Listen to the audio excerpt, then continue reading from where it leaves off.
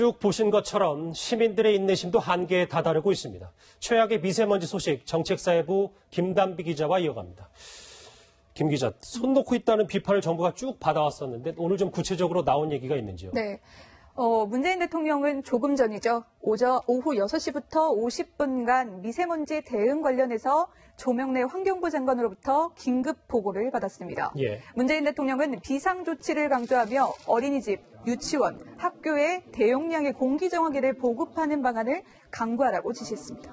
대통령이 나설 만큼 상황이 급박했다는 건데 좀 더 구체적인 조치도 좀 나온 게 있습니까? 네, 주무부처인 환경부 장관, 그러니까 조명래 장관은 어제 오늘 무척이나 바빴습니다. 예. 아침 일찍 10개 시도 단체장들을 불러 모았는데 과연 무슨 얘기를 했을까요? 먼저 듣고 오시죠. 컨트롤 타워는 시도입니다. 재난 상황으로 인식하고 빈틈없는 대응을 부탁드립니다. 비상절감 조치에 동참토록 설득하여 주시길 다시 요청드립니다.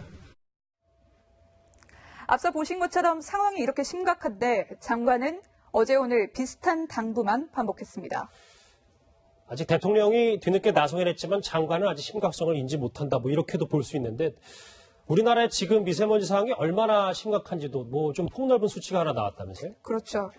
네, 우리나라 공기질은 전 세계에서 손꼽힐 만큼 굉장히 나쁜 수준입니다. 예. 지난해 전 세계 공기질을 분석한 결과인데요. 우리나라는 OECD 회원국 가운데 두 번째로 공기가 나빴습니다.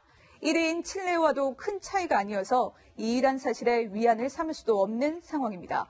특히 초미세먼지 농도가 높은 상위 100개 도시 중 44곳이 우리나라에 속했습니다.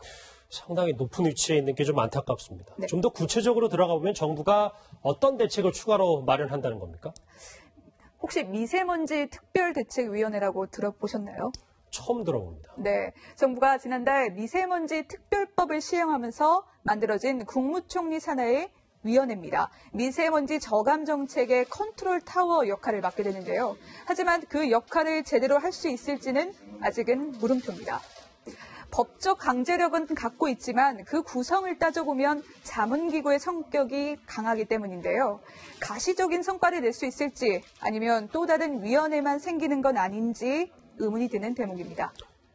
조금 전에 이 미세먼지 대책을 강구하라고 지시한 문재인 대통령이 과거 대선 후보 시절에는 미세먼지 관련 공약을 냈었잖아요. 지금 글쎄 구체적인 부분이 지켜지고 있는 게 있습니까?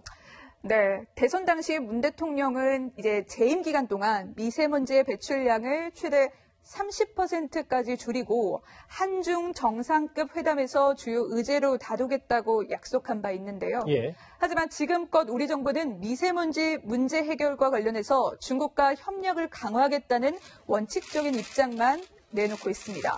내일도 뿌연 하늘을 마주해야 되는 국민들의 마음과는 굉장히 온도차가 나는 대목입니다. 알겠습니다. 지금까지 정책사회부 김단비 기자였습니다.